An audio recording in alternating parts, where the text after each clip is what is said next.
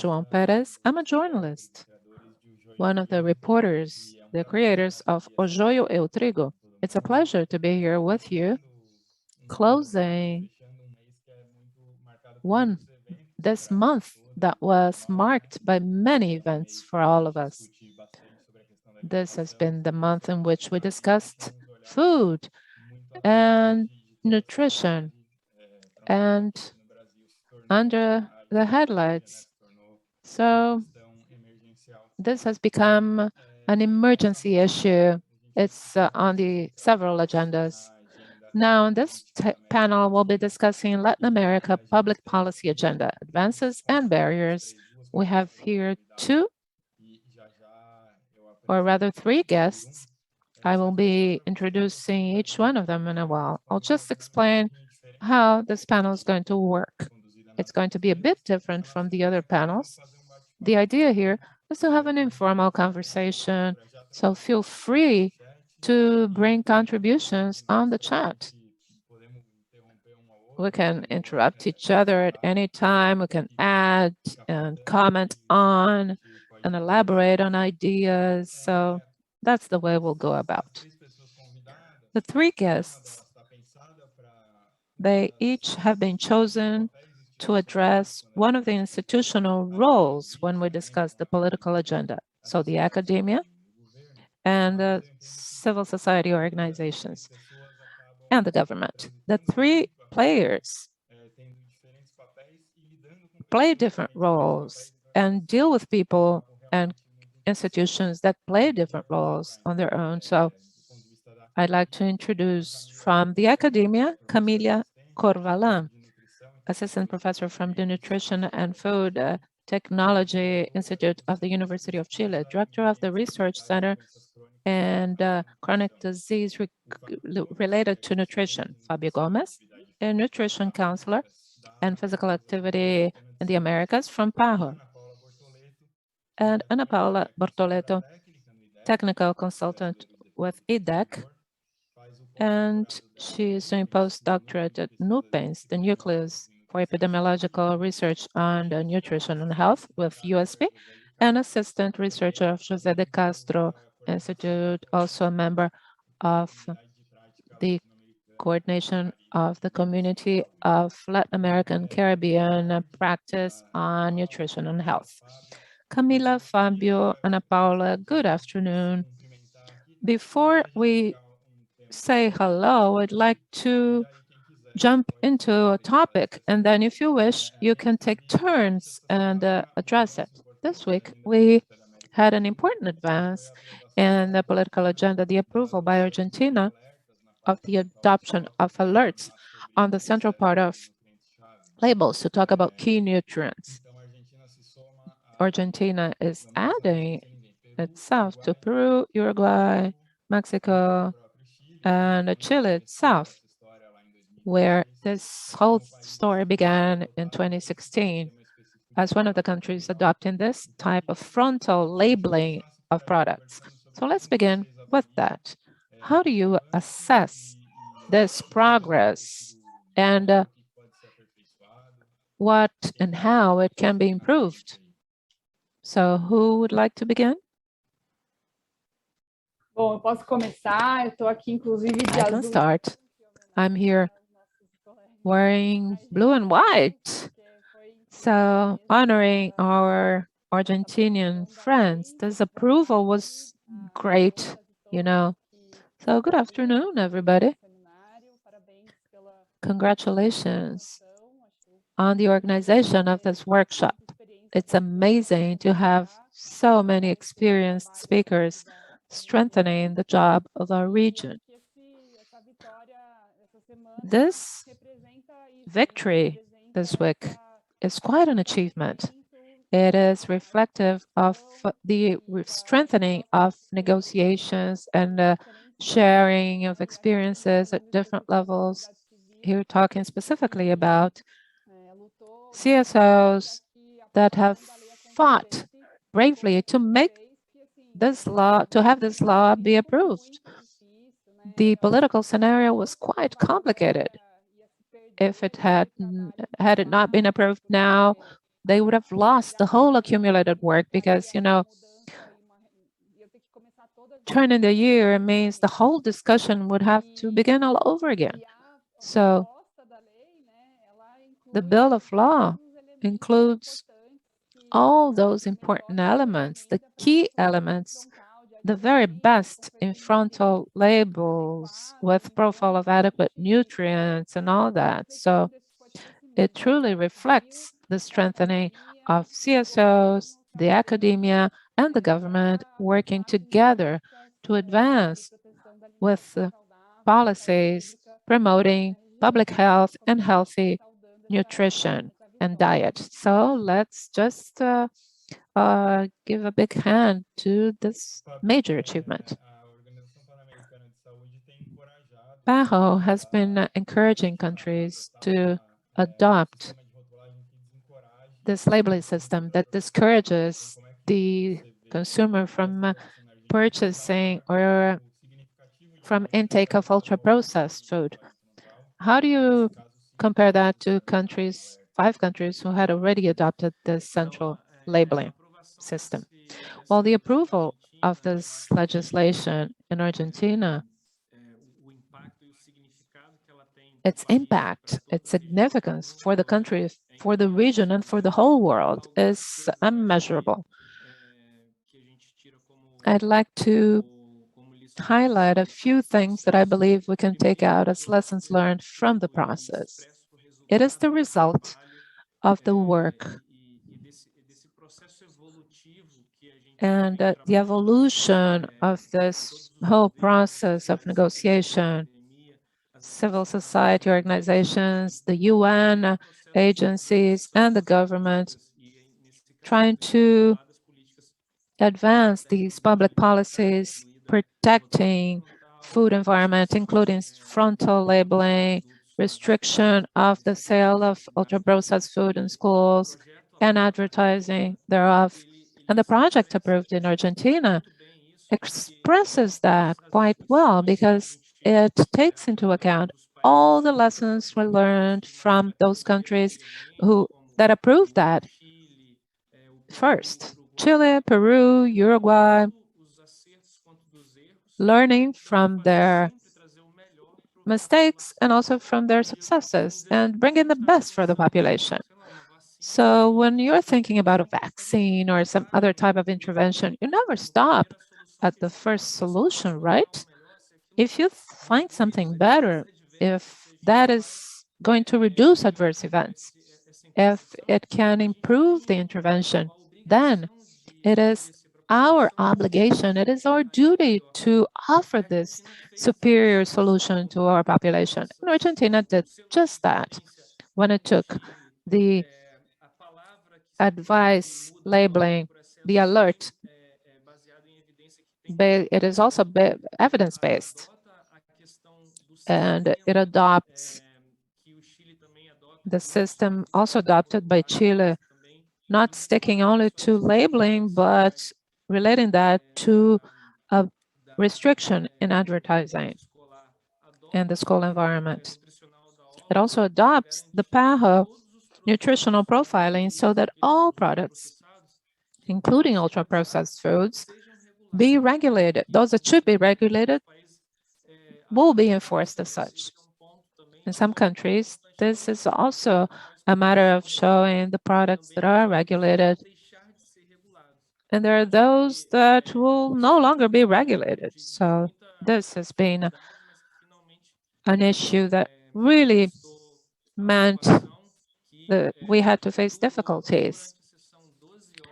It lasted, the approval session lasted 12 hours. There were several attempts on the part of the opposition to delay the approval even more. And in total, it was over 5 years of discussions. The final part took almost 2 years for the final approval because it had been approved by the Senate. So the final approval took 2 years. It was an achievement, and it reflected the experience of several countries, the lessons learned, and we need to celebrate it. as a benefit, not only for the Argentinian population, but for the population of all the Americas. Camila, what about you? You took part in the validation and assessment process of the efficacy of these alerts. In practice, Chile has been has implemented that already for 5 years. So how do you see that? Also, the purchasing environment, since this is about food environment. So these warnings have changed the choice of people? Have they looked for other places to purchase food, or has that changed the environment, just making healthy choices more apparent? Has that encouraged this type of choice? Sí, bueno, primero saludarlas a todos. First of all, I want to say hello. I am very, very happy to be here with you all in this seminar. I believe that meetings like this one and the approval of legislation in Argentina show exactly that Latin America is a landmark, not only region, but globally. And I believe that, as Paula said, that what we're implementing currently is a new way to face health issues. And from an academic perspective, that is very relevant because we're talking about generating transformations. And this is the way, the possible way to make these transformations a reality.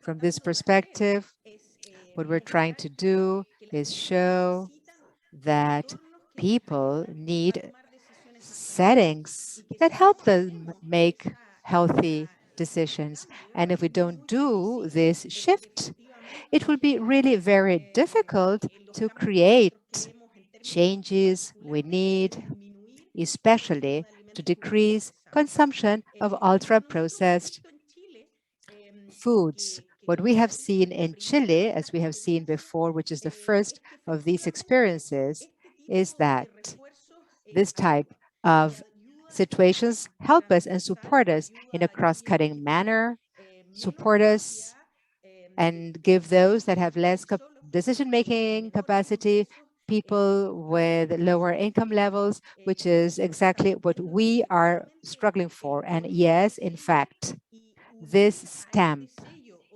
and joining in with marketing restrictions for children, protected spaces in schools, has a positive effect in the fact that people understand that those foods are not healthy. We do not want our children, our pregnant women, or adults eating that kind of food and respond in purchasing less of those foods. Is this enough? Probably not. But we need to join in with other initiatives. But as we say in Chile, this is the starting point. It is the stepping stone and the foundation. And this is great news, because these initiatives have improved with time, and we're convinced of the fact that what we will see in Mexico and Argentina, it'll be fantastic as what we're seeing here in Chile. So great news. Thank you.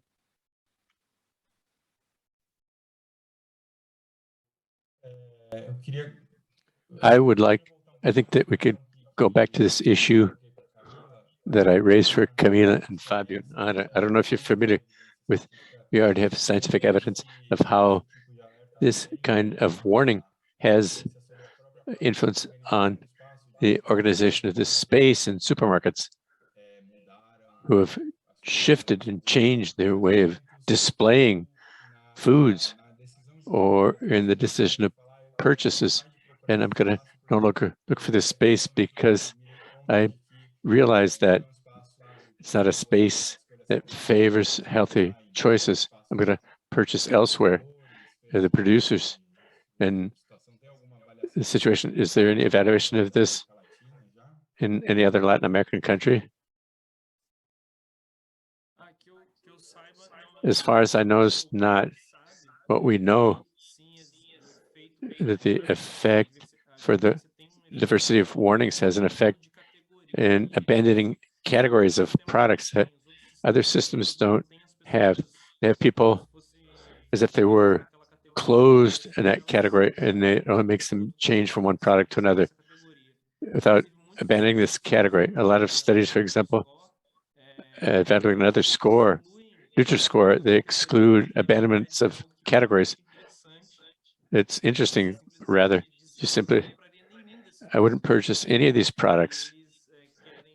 They want people to measure what people decided to purchase as the correct purchase. If in fact, if they ranked the products correctly, so they ended up eliminating people who simply did not abandon. So the study that we did, for example, in Jamaica, with the Ministry of Health of Jamaica, demonstrated that the categories, the warnings, octagonal warnings have this capacity to have people abandon certain products, not only purchase what has less seals or more seals, but it's effective for people to, I wouldn't purchase any of these. So I think that this is consistent with along the lines from what you asked with regard to the organization of supermarkets. What we know actually for other systems is that these systems require that the warning not require that prior education or prior information. So some supermarkets in other countries, other systems, they include information close to the display rack in order to inform people, for them to be able to receive information from there, help them to make decisions concerning their purchases. And the warnings have this advantage of not requiring this kind of prior knowledge to help people to make their decisions. So it has the advantage that independently of how the supermarket organizes and displays them, they're going to have an effect on the organization. And there is a study that is about to be published which compared these systems in different countries. So comparing warnings and the star in Australia, the traffic light and warnings in the UK, where it's been used, the other systems have been used, and even in the places where people are more familiar with the systems, warnings do and perform better than the system itself, with which people are already familiar, demonstrating that this effect of the familiarity that exists and this effect of prior education, which can help. In fact, with a warning, it means that the governments have to invest less, which is costly, considering the cost effectiveness indicates that warnings also help with the cost, increasing the cost effectiveness of this measure compared to the other ones, probably. In terms of progress, would you like to say something, Camila? Go ahead.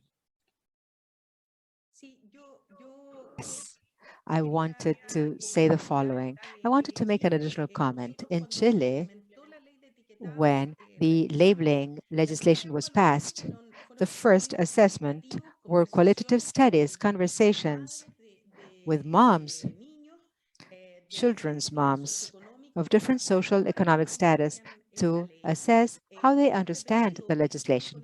And we have repeated a study with the same design last year when we had 4 years after the enforcement of the legislation. And what we have seen is very interesting because it goes in line with what Fábio mentioned. Our legislation does not talk about ultra-processed food. It did not exist at that moment to use that definition. Simply, we put the logos and we launched this policy. But what we observed in this comparative studies, comparing to what was done before, is that moms, regardless of their social economic level, today are very much aware of the danger of ultra-processed foods. They spontaneously declare that the challenge is a challenge to reduce the consumption of these ultra-processed foods, to go back to natural eating styles, and they relate that there are so many challenges that this label is not enough. They talk about the prices and the facility to purchase other types of products. But this type of intervention or policies have a long-term externality, which is to clarify which are the products we want people to consume and which are the products that we don't want people to consume. And this goes beyond purchase decision. It is a shift in the perception of how we can feed ourselves, and positive effects will come from this shift in conceptualization of food. It was good that you talked about the mothers' evaluation and the effect on the kids, because I thought we could talk a little bit about the school environment. And here we talk about advances, but it's difficult to avoid the barriers and backstepping because, okay, some states of Mexico began to adopt policies to promote healthy food in the school environments to limit the presence of UPFs. Here in Brazil, there were some discussions in this direction. In the state of Minas Gerais, they were quite close to passing regulation banning ultra-processed food sales, not only in the school environments, but in the school surroundings, the areas around the schools. In the House of Representatives in Brazil, there is a bill banning the sale of sodas in schools, and it's already been 14 years in review. It'll probably come of age without passing. Hopefully not, though. Ana, could you talk a little bit about this issue of the school environment?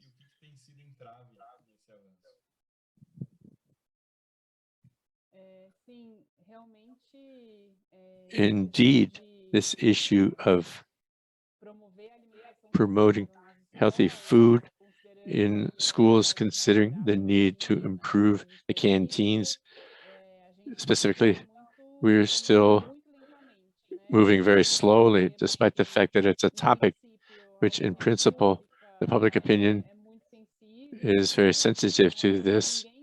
Nobody is going to say that they want children to eat unhealthy food. The school is a place to promote healthy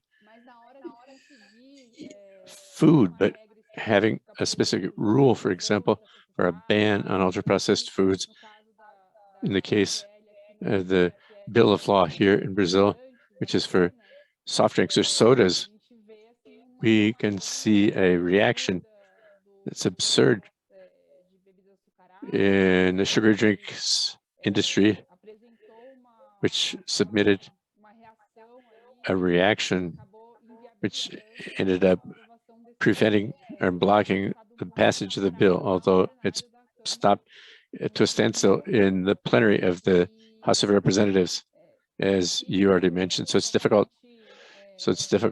To state what was the main reason for this sluggish approval and review, but there is a clear attempt to control this issue of forming habits from an early age. So for these companies, for these brands, having this link to the schools, it guarantees this formation of habits using the effective motor memory. And this, we have to see if we can measure this, but we're certain that there's going to be this pushback. And at the same time, to build a dialogue closer with the school community, which is not always ready, that doesn't always approve this change and understand the importance of it. We have the right to have this. In the case of the state of Minas Gerais, there was already a bill that had been passed that had to be enacted and signed into law by the governor, and civil society organized a big movement for that to happen, pressuring for a regulation of the ruling which had already been published, which was supposed to include details and amendments in order for it to be adequately enforced. But in the case of what happened there in the state of Minas Gerais, there was a strong pushback by the conservative sectors considering economic activity, which has gained momentum here in Brazil. This ended up ruling out the possibility of this progress in the state. Nevertheless, we had progress in the state of Bahia, which passed a state law which talks about the ban on advertising in schools, which is another important issue. Oftentimes, with little documentation, we know the cases, but we need more data on this. During the Congress here, I would imagine there was this discussion, a strong discussion on this point, but in the state of Bahia, they passed a law on that. And I believe that this movement of moving forward at the local, regional, and state levels, I think it is a good strategy to consider in the case of school environments, where there's this strong pushback about this happening. So I think that it is a strategy that civil society has used, as you mentioned, in Mexico, here in Brazil as well. And this helps both to strengthen the local actors and civil society here. In the case in Brazil, we had strong participation by the Alliance for Adequate and Healthy Food, which did events and campaigns and media presence in dialogue with the decision makers. So this strengthens the local actors in civil society. And also, I believe that it generates and opens room for a more timely political moment. We'll have this opportunity for passing it quickly. I think that it is possible.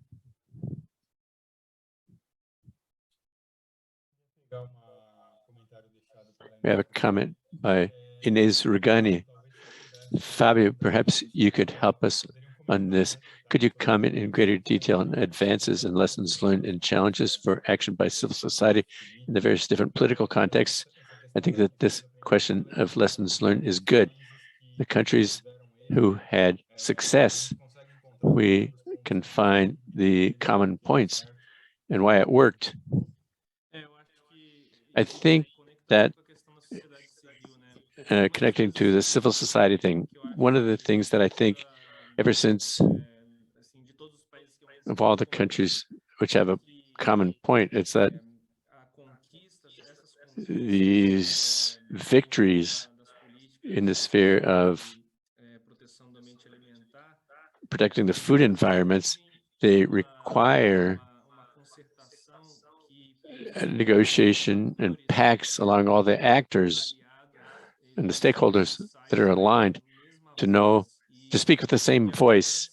What happens in some cases, although there are differences between the stakeholders who want to promote these policies, there are differences with regard to the specificity of the policy and so forth with regard to specific points.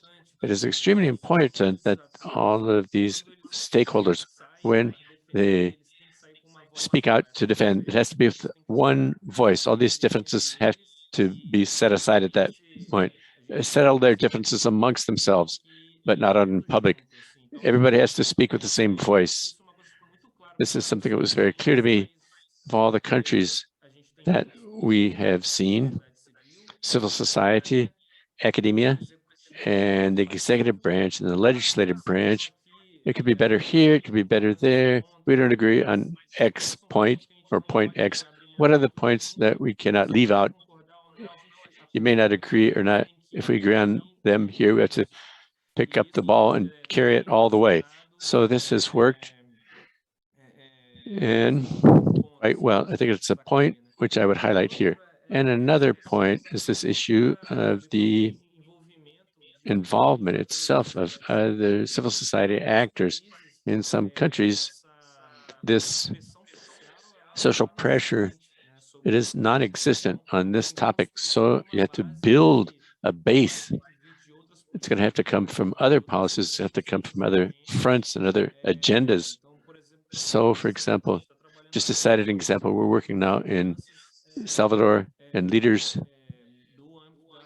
in the sphere of reproductive health, for example, who are being recruited and engaged in this process because of the vacuum in this agenda. So things in the context of each country and also related to the political context. I think that some countries, for example, Argentina, we have an executive very averse to the executive. So let's go through the legislative branch, and they've made progress in that channel. So to find the spaces where we find better cracks in the system and attempt to move forward and take advantage of those cracks.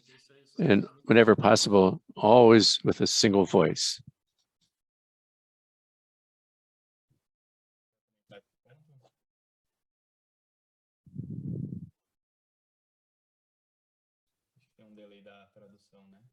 Did we have a delay with the translation or not?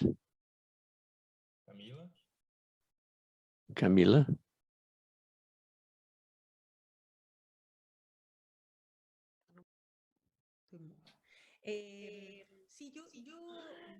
Yes, the role of civil society. More than talking about the I'd like role to of civil comment a little bit society, on, I would have like the to say impression that that we I have am under to the impression that in order to make further process, I think that we should change the narrative of what we long as a society and as development. I believe that in our region, we have an idea of economic development, productivity, and in the detriment of health, in the detriment of the environment. And we have to work from our communities. Some communities clearly understand this than others. And we have to really push our authorities to understand that it is not what we want. We do not want economic development that will be hazardous for our health and will be negative for the environment. We have to give new meaning to what development means in the region. Ana Paula talked about Brazil's economic system. Chile is the example, the flagship of neoliberal economic development. And unfortunately, we are the example in terms of obesity figures, mental health disorders, alcohol consumption, smoking, destruction of the environment. I believe that today we have to recover a perspective of development in our countries from a perspective that would include appropriate nutrition, food, including being responsible with the planet.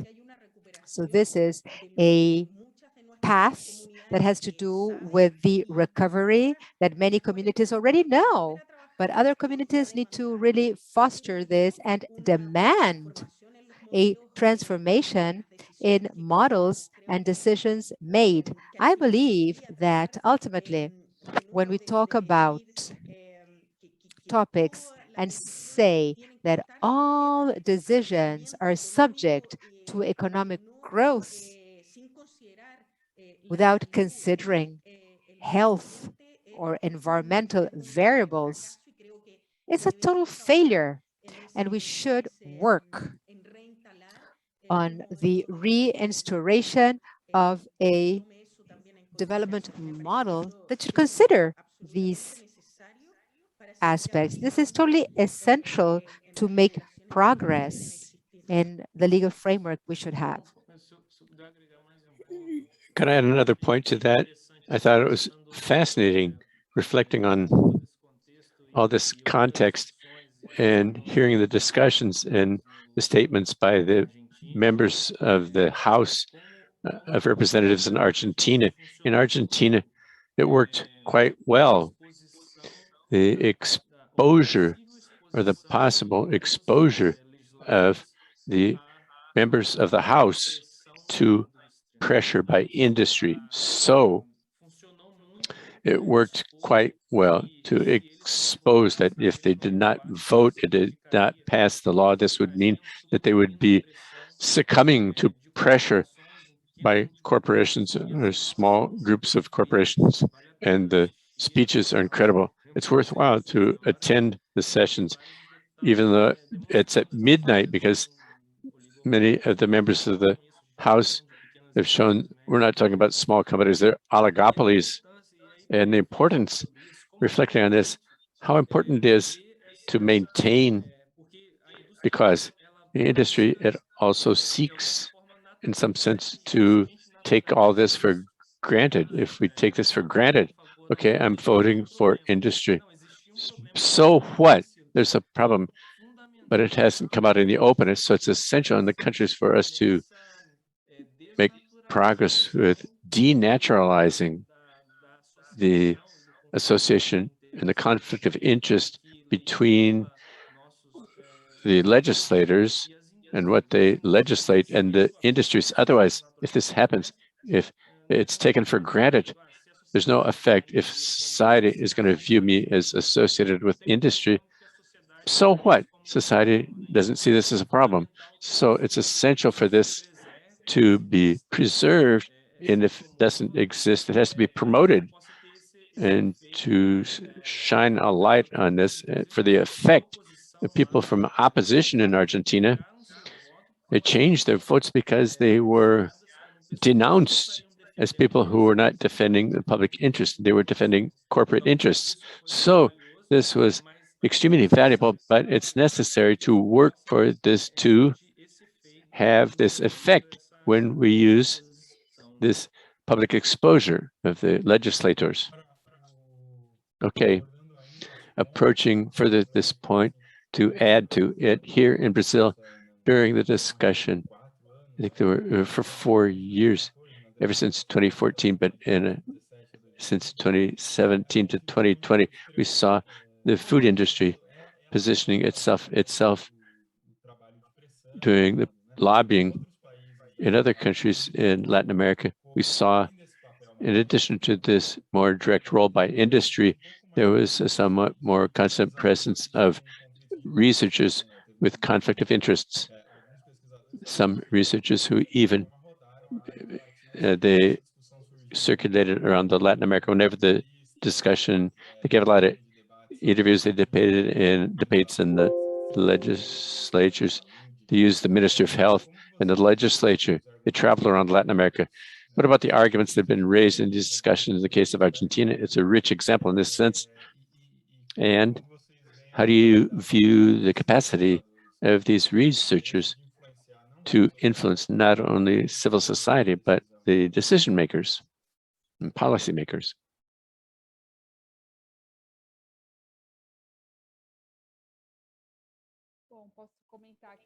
I can comment here, but I'll let Camila weigh in and how she views this in Latin America as a whole. In fact, here in Brazil, fortunately, it was possible to a certain extent. I think there were some positions by researchers, but there was more single and isolated cases in the press and so forth. So they didn't have as much of an impact. So this ended up helping as well to strengthen and reinforce the single voice that Fábio talked about, civil society and academia working with a single voice. We had other factors that we can talk more about in terms of challenges, but looking at Latin America and the other researchers, I think that this taking for granted this relationship between researchers and industry, it is still a challenge. And I believe that here in Brazil, we've made considerable progress on this and in other countries as well. But this view that a researcher associated with industry, you can speak out openly about the policy, and so what, and present quote unquote evidence, doesn't have as much force as it should have this issue, always with the argument that to interfere in food production, in the food industry, and defending the industry, not representing them, but positioning this as a barrier and a hurdle. Okay, we're partners of industry, so we have to support industry. So there's this side of research which is still strong in terms of the food industry, where food technology is positioned in this role. I think that this has changed somewhat, but there are these two aspects which I would raise to begin with the discussion. You can, Camila, you can add to that, please. This would take 5 hours of debate. It's fascinating. Yes, yes. Actually, I think that examples of industry interference, well, we have the same or more than progress made. And in this sense, I believe that our region is an example of the possibility to make a systematic review of this type of interference to show how the industry responds. I believe that, as Ana Paula mentioned, in this case, we need to be really clear with decision makers and policy makers for prevention and promotion of chronic diseases, of healthy eating, and the industry cannot be part of that. This means to say that the industry cannot be at government levels. In my country, this is the case. People that were major businessmen in industries, and they take government roles. This is the case with academic institutions that have no financing and look for financing in the industry. Researchers have no funding and they need industry funding. So there should be a cross-cutting agreement. If we want to make progress in these topics, we need to avoid and decrease in conflicts of interests that cannot be allowed or should be made transparent, because on the contrary, we will make little progress. I would like to say that with reference to Argentina, I had one of the most strongest experiences in academia to be in an academic meeting and be confronted with academic members that had huge disclosures and in one same session raised doubts with certain arguments that were not arguments at all. So I believe that what took place in Argentina in terms of what happened has all the more value because civil society could unmask this conflict, this objective of confusing and deterring, trying to partner with other parties and hiding what science shows as evidence. But today, we can no longer accept that our authorities have disclosures, our policymakers have disclosures, academia with disclosures. I believe that we have to have a level play field with reference to industry participation in areas that there shouldn't be interfering. Just add this issue of the difference or the volume or presence of scientists or healthcare professionals specifically with greater voice in the country to attempt to block are being used as the industry as weapons against policies. And in fact, I believe that there was a difference vis-a-vis the volume or the dimension that this assumed, for example, in Brazil, Chile, Mexico, compared to the situation in Argentina. I believe that in Argentina, there is a group who are not even scientists. If you take a look at their resumes, the people that actually disseminate the information against the policy, if you go to PubMed and to see their research output, they're health professionals who had spaces which were probably paid for by industry to write press releases and so forth in mainstream press. So for a long time in Argentina, we had difficulty in getting space in the mainstream media. We couldn't even have the right to reply. We never knew why. And these people had open space and a carte blanche almost. At the end of the day, I think that what allowed to solve this, that all of the arguments that they used, there was no basis to any of their arguments. So as the process extended, this is one of the things that we analyzed as well there, with the fact that the industry delayed a little bit more the vote with the intention of running out the legislative season. It allowed the legislators to organize even better against this opposition.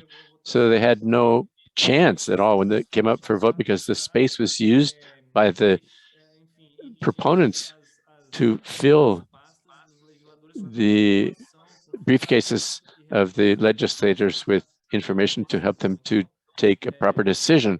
So another thing that happened frequently, I think that, quoting, I think the case of Brazil, which emphasizes the voice of science, despite, I'm not saying that there are no professionals who defend, who are going to be used by industry, but they end up not getting as much space because it's the house of the dietary guidelines.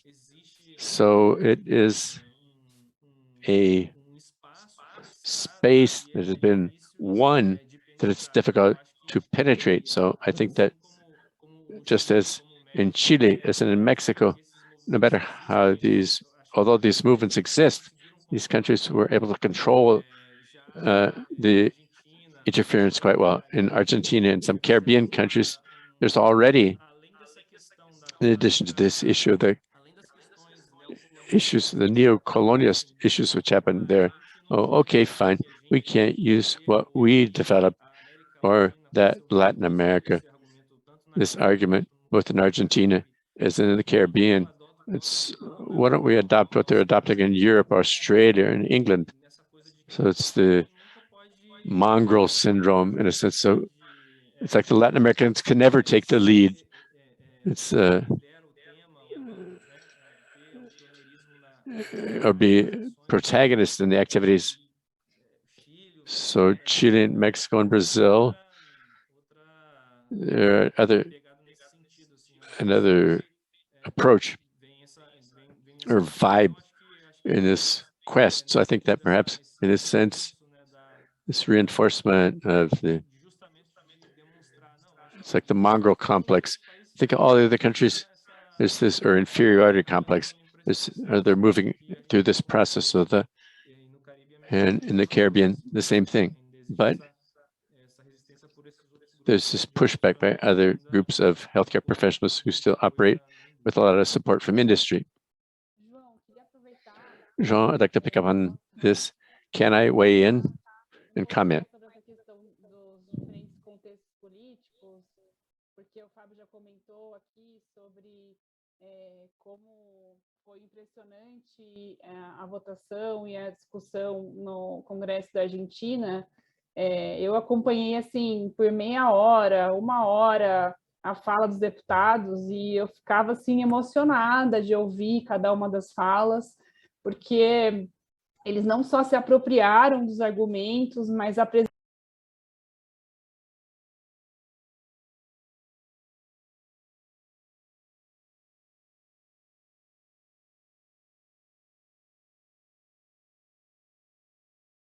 I cannot imagine us reaching the same level. I was touched by how the Argentinian Progress discussed this. Here, our representatives have a new way of looking at things, at the agendas, and we never looked at the Brazilian Congress as a potential forum. It's actually such an arid location. Really, I don't expect such a high-level discussion there in our Congress, considering the current context. So the analysis on a country-by-country basis helps us understand and choose the pathways to be chosen.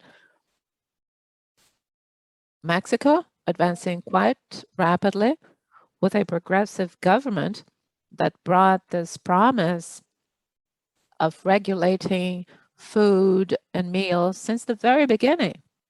Argentina, in a very troubled political context, and in spite of that, advanced. And Colombia, with a strong civil society organized with researchers, advancing campaigns with the CSOs, and still they find the Congress offering absurd situations. In Peru, there was a favorable situation with players from the CSOs participating actively, and also other areas of the civil society which helped in its engagement. We have the CSO representatives and experiences in Latin America working with tobacco legislation. Fortunately, they migrated to also fight the food industry and use the accumulated experience. So together it helped build the political scenarios in a more stronger fashion in each country. I'd like to repeat that these comparisons and understanding all these contexts is certainly helpful and very positive in contributing towards advancing the discussion and having a higher level discussion instead of staying only in the academia, we have it being discussed at the political level. Well, perhaps we could use the last minutes to talk about the Brazilian case study. It truly is a case story, right? If you look from the point of view of our scenario, the fact that Anvisa made this decision, although it's not the one the civil society wished for, it's a solution. We'll have a nutrients profile, which was not the desired level, but still, it's a progress. On the other hand, we see that the decision was weakened by a strong lobby of the food industry in a very difficult scenario. But there is something new. Looking at the legislative processes and the capital, we see that the ultra-processed food industry is strong enough to make pressure on the health surveillance agency, Anvisa. But together with that, we have a strong position of other stakeholders. And we see the ruralists with the Pensar Agro lobbying for some measures. So we have the action on the side of the labeling, Viva Lácteos and animal protein organizations, and also the nutritional guides for Brazilian population. When that document was published, making pressure on the Ministry of Agriculture to revoke the guide, or at least chapter 2 that talks about ultra-processed foods. Sim. Well, I think Eu creio it's very important to analyze this in terms of in terms of how the agribusiness is involved and is engaging more strongly in the healthy food organization, going against the nutritional guide and the labeling. And that's because, as we know,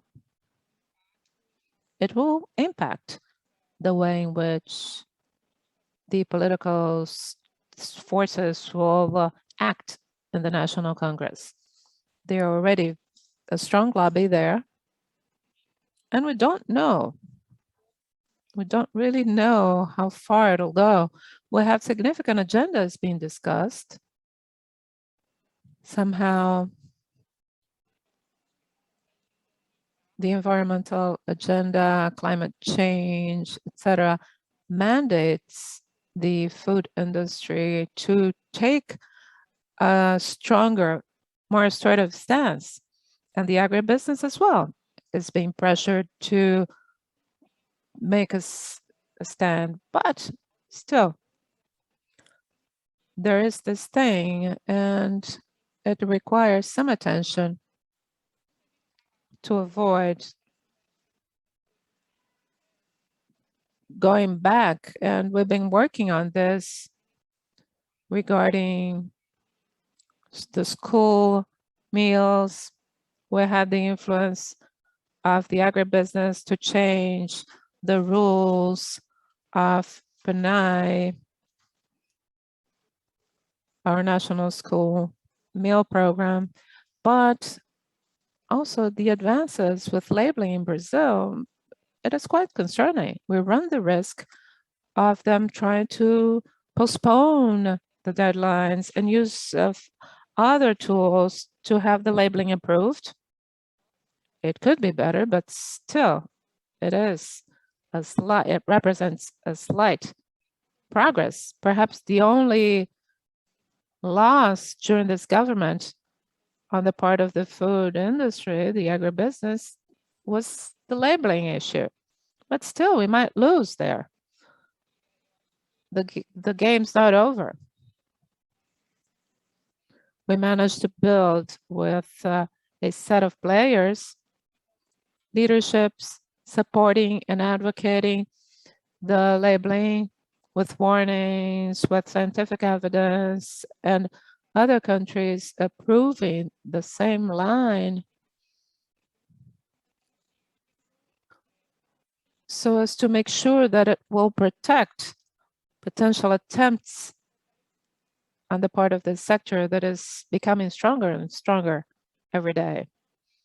It's a lesson learned for us to consider that it was just one step in the process, and we need to go on to make sure that the legislation is enforced so that we can change things around, all those criteria that were not evidence-based. So we still have a long way ahead of us.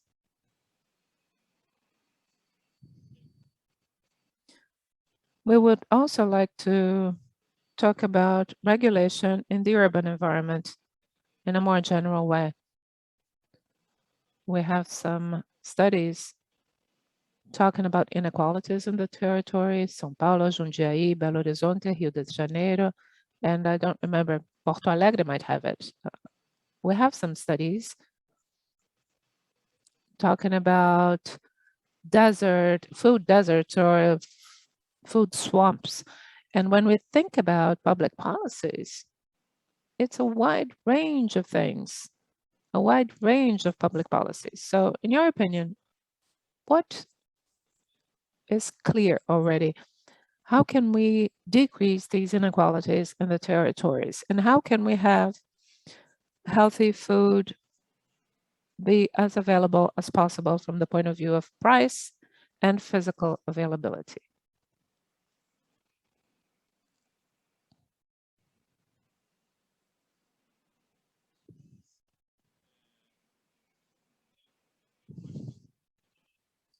Well, I think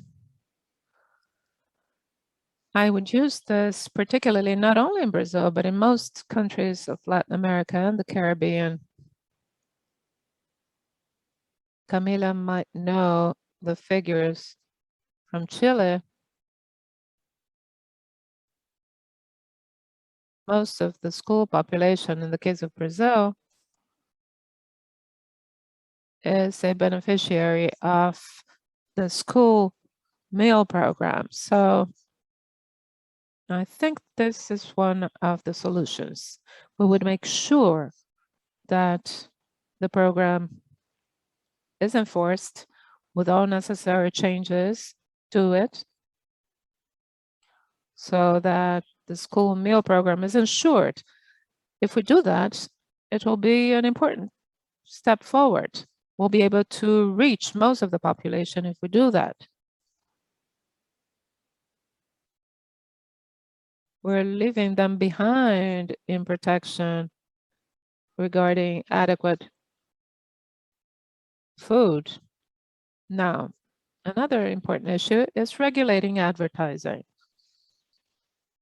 Advertising in our countries, no matter how, and well, actually, most of the population is living in vulnerable conditions, and the advertising is directed towards those people, and it increases inequalities. So regulating advertising is essential if we wish to decrease inequalities. Now, I will have to talk about everything, but taxes. Taxes is also an important thing.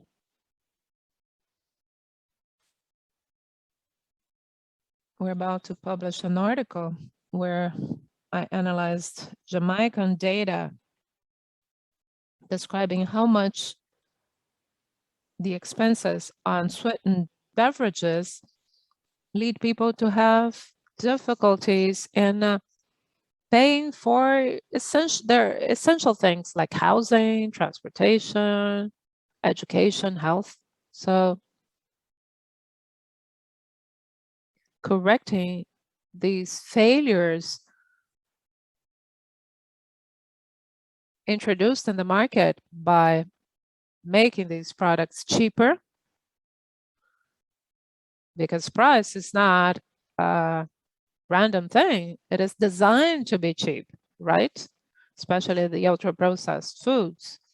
So in doing so, not only are you encouraging and triggering more inequality in health, thus increasing risks for these people, but you're also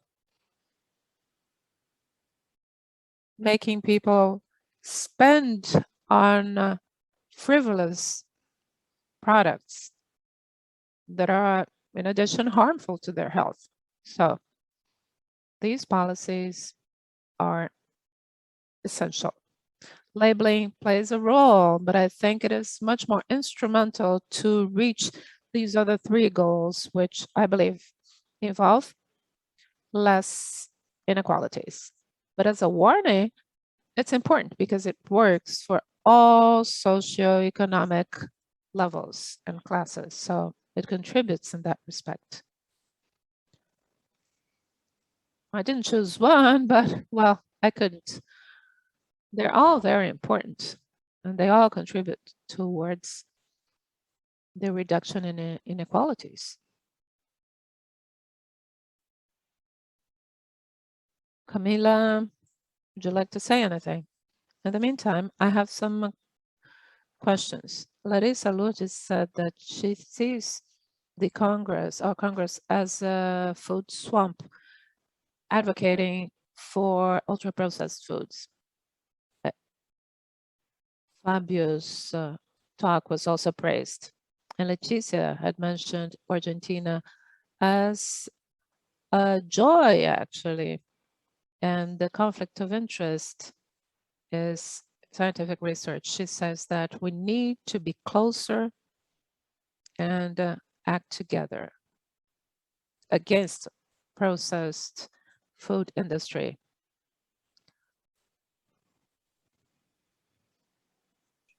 Yes. I wanted to make a comment on what Fábio mentioned as far as inequity. I totally agree with the fact that there are a number of measures like the environmental environmental measures ones, in which we have to make and progress, marketing marketing restrictions, restrictions, and think thinking about about taxes. But I think taxes. that we need to think, And I need and I to go back to this the idea idea of deep transformations of the of value that valuing we our attribute to systems, our system, to our our development. I development, believe that and those people those who need that must to fulfill their labor work needs, in work multiple long multiple hours, jobs, who work multitasking, long hours, and are assessed and under the lens of a number of values, they considering what need is to know welfare. what well-being We have to is, revisit if we and we need to genuinely want to advance make here. progress. I believe that There are people people make who are making decisions, decisions here decision makers that are make triggered by the decisions that are type of triggered work they by the type do, of job the they type have, of the type of working hours, working how families are hours, structured, their neighborhoods are structured. But we have to make progress on this as well, because people eat due to a number of reasons. And again, there is a long way to go in settings that is the focus of our interest and is the most important thing. But we have to revisit how we want to, what is the role of food, and without healthy food, without nutrition, there is no well-being. And I believe that we respond to that, to well-being, to happiness, and particularly to reach equity. We have to answer these demands. That's my comment. Thank you. I agree with Camila here. There's no way that we can consider structuring policies that we see now in Brazil. What we see is that it's falling apart. They're just promoting greater inequality, more poverty, and obviously that allows for marketing strategies and prices of ultra-processed foods that are lower and lower every day. They makes these more and more affordable and accessible to poor people. So structuring policies, that's what we need. Also, we need to think about how we could defend these policies for regulation of ultra-processed foods, how they can be presented as part of a narrative of promotion of healthy foods, and trying to think about, if we want to remove ultra-processed foods from the schools, what is going to be put there instead? What about other players acting in the area of environment and healthy food, so that we have a complete comprehensive agenda regarding what we wish to have in the food environment? In the urban areas, it's worse because of the inequalities.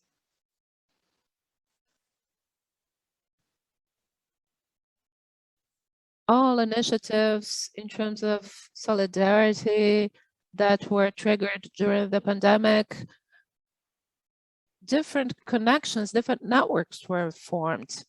So we have emergency meals being brought, but also meals that are the result of family agriculture, healthy meals. We are advancing in terms of regulatory policies, but this is the time to build these unified agendas with different areas that are already defending food security, so we can build bridges and establish connections.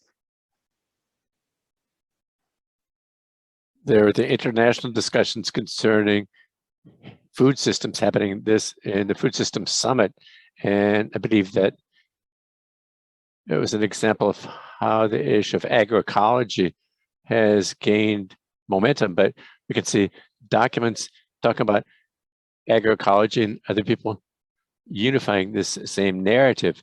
So I think that this is a possibility to consider in this.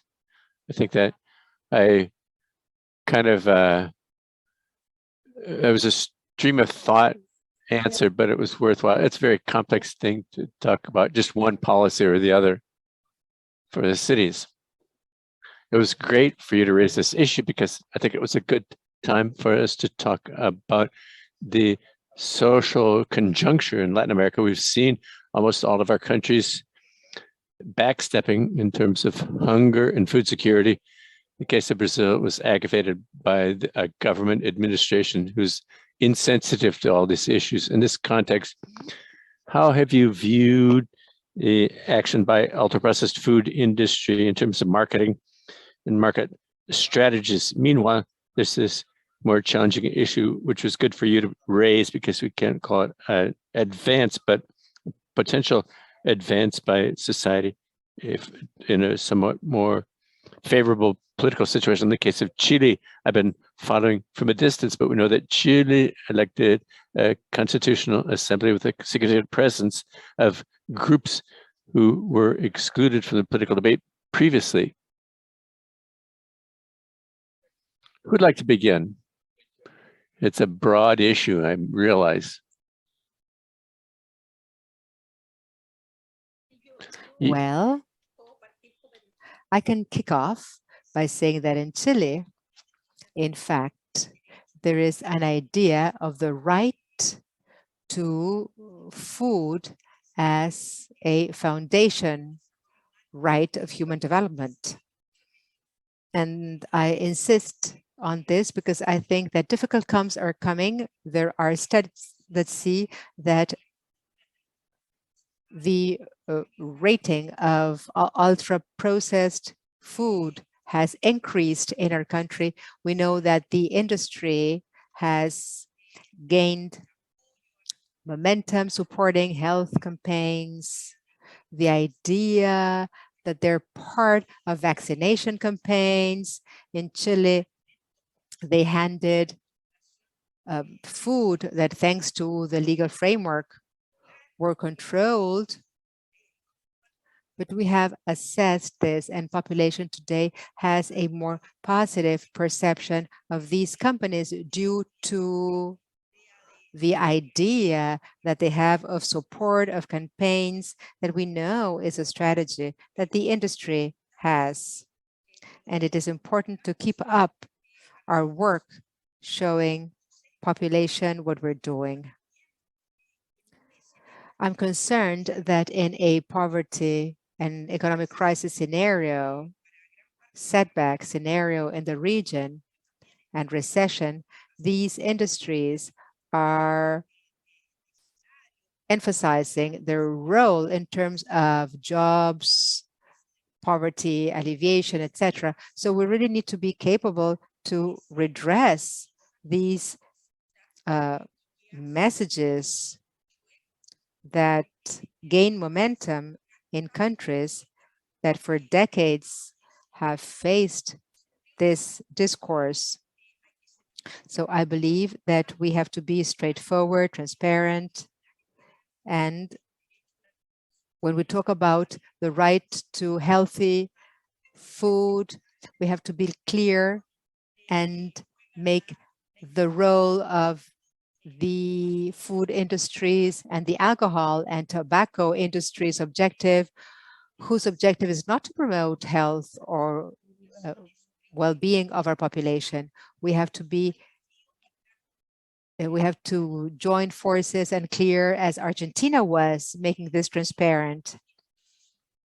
I am very positive, and I think that we have made a lot of progress, and I think there's a lot of clarity, and the minimum thing is to guarantee healthy settings for people. And I do believe that we have to join efforts in our discourse and message, because in the midst of economic and health crisis, we have to show that recovery has to be with health and environment because if not, there is no recovery.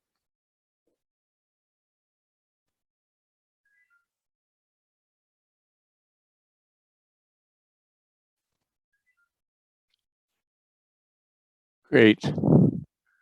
I was thinking to myself that the industry, ultra-processed food industry, even before the pandemic, was already no longer, it spent a lot of time, they denied that they contributed to obesity. And in fact, they thought that they were claimed that they were the solution to obesity. They'd already changed this discourse before somewhat to, in a sense, claim that they could contribute, and it began to enter into the world of the contribution. They could contribute to the solution to malnutrition and other forms of malnutrition. They stopped saying that they were not a problem, and they began to say that they were a solution, not only to obesity, but to all the other nutritional problems. And this, I believe, is an interesting point, which the community, which is dedicated to studying food environments, needs to be connected to the systemic approach and how these responses by the industry to the scenarios and how they position themselves, how important it is for us as well to begin to look at this as responses and feedbacks, so to use as positive and negative feedbacks for these mutations to keep the system functioning for them. So the way that they move in this sense, they were already tending to say, we're not going to talk about the fact that we're a problem to these things. Here's the solution to everything. Microdeficient nutrition deficiencies, micronutrient deficiencies, scaling up nutrition in the United Nations, gaining momentum in the United Nations even. So I think that in this moment, it's even more important for us to reinforce the issue of prevention and elimination, part of what we have in the Sustainable Development Goals, which already include or already consider not only one or another form of malnutrition, but the elimination of all forms of malnutrition. This helps us in the sense that these companies, they have an effect, they have an impact on all these forms of malnutrition. Therefore, we already have to consider systems, we have to consider systemic approaches, which not only prevent obesity or solve one or another form of malnutrition, but we need to have more systemic approaches. In this sense, the ultra-processed food industry are going to use this to attempt to get a step ahead of us and take a step ahead. We have to reclaim this space, and we understand this ploy, but you haven't dealt with any of the forms of malnutrition or addressed any of them, even with regard to the issue of undernutrition or micronutrient deficiencies, since we know with studies that people consume more ultra-processed foods have worse intake of micronutrients. In addition to this as well, the nutritional issue, the degree to which this imbalances the markets, this disrupts food systems. We have examples, for example, of companies of ultra-processed foods.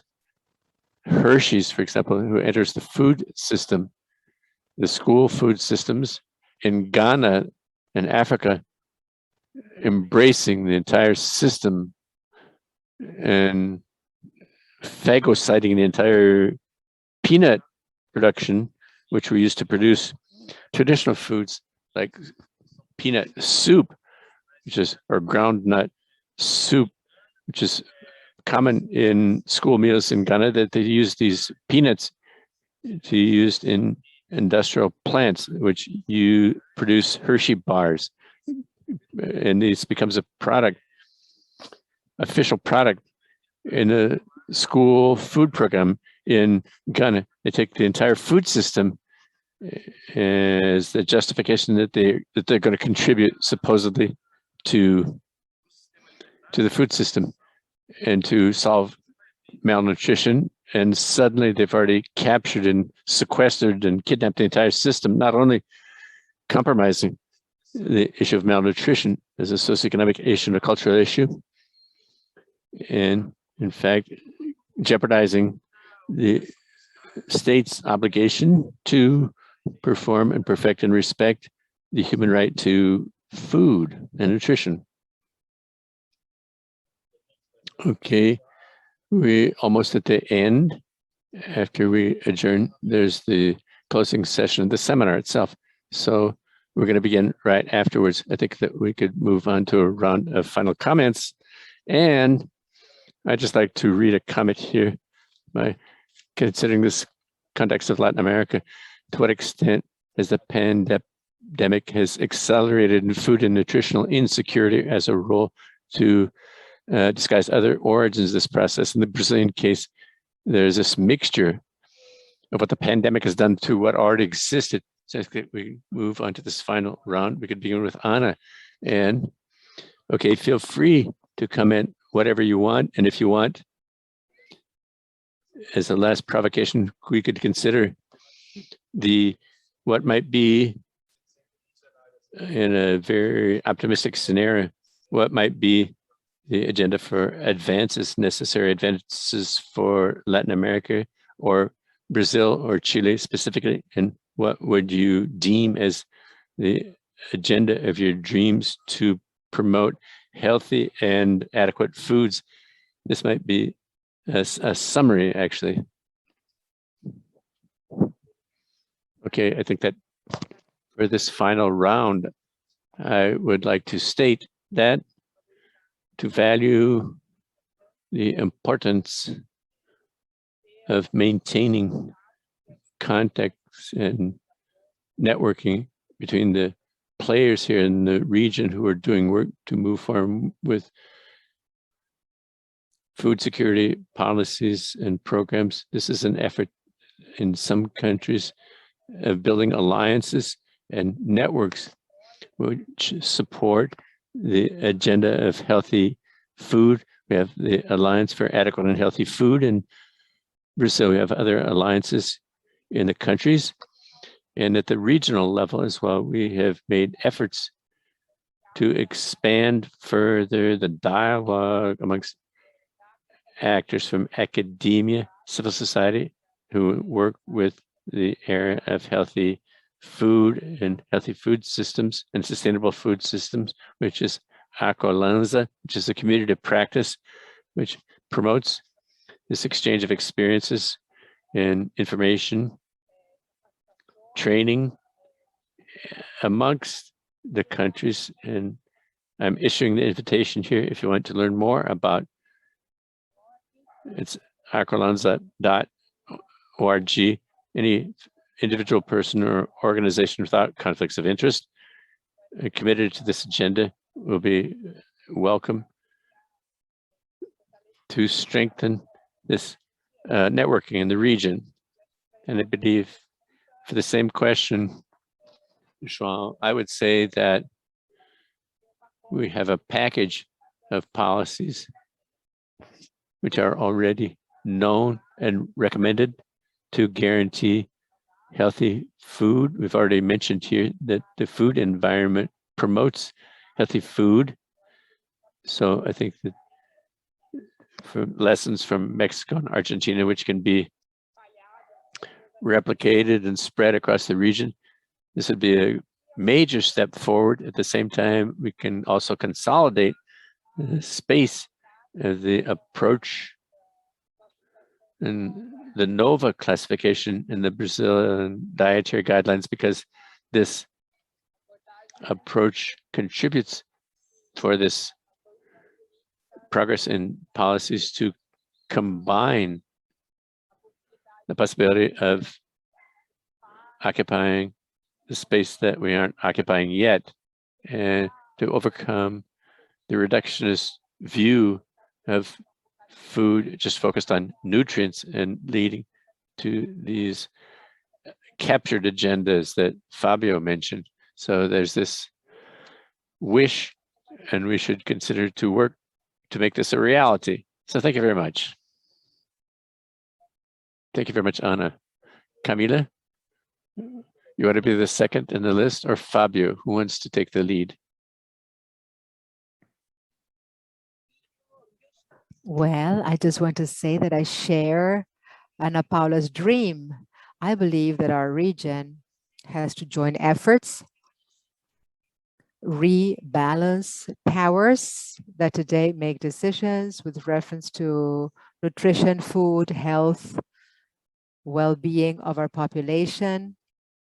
We have to empower ourselves and occupy these spaces, kick out those that shouldn't be there, and do this together with communities, with academia, with our policymakers. It is a radical task because it includes several very interconnected areas. But I think that we're taking the correct steps in the right direction. And I believe that together we're stronger. So with the optimistic perspective of a Friday evening, that's my comment. In a word, I believe that I see the region compared to other regions, it's made great progress. I think that we are on the right path. It's a long and winding road. And I think that it's always like mathematics is not that simple. It's work, but we try to go for 11 to try to get 10. It sounds easy, but I always remember the first meeting that we had in Mexico when we said, let's begin to design this process. And the question was, what is the best country? Was it Chile? What can we do good? How we can do things better? Chile is doing this. Let's try to do even better. And there's this process of acknowledging what each has done best and to always seek to offer to our people and our population something even better. That's what's going to make us gain even more space. Then we need to guarantee that the populations of our countries in our region, for them to have better conditions to eat well and to guarantee this fundamental right of food, health, and education, and all the other rights which are interdependent. So thank you very much. Okay, great. Okay, everybody. I'd just like to add one more comment first. I think that we need to acknowledge and thank the work done by investigative journalism, both in Brazil and in Latin America as a whole, that you have. I think that we did not comment here, but I wish to express the degree, the importance of your work, and it's essential not only in Brazil, but you've managed to expand this to the entire region. This has made a big difference in counteracting these powers, financial and political powers, which have prevented us from making progress with this agenda. So acknowledge that and thanking you for that. Thank you very much. That's great. Great. The wheat, separating the wheat from the chaff. We're celebrating on November 8th. On November 8th, we're going to have a meeting for us to celebrate this 4 years in YouTube remotely, pretending and hoping that next year it'll be in person. But thank you for remembering, because of the book, The Wheat and the Chaff. Thank you to the Congress for the invitation. And Friday, and Camila is optimistic that on a Friday afternoon, a suggestion, a cultural suggestion for the weekend. Yesterday, coincident, I saw a Chilean film which is available online. It's called Tengo Medo del Torero. It's not exactly a happy film, but it's a beautiful film, which the acting Alfredo Castro. And okay, great. Here in the Congress now, we're gonna have a minute to send the link to be able to go to the closing session. Thank you very much. Good afternoon and have a great weekend.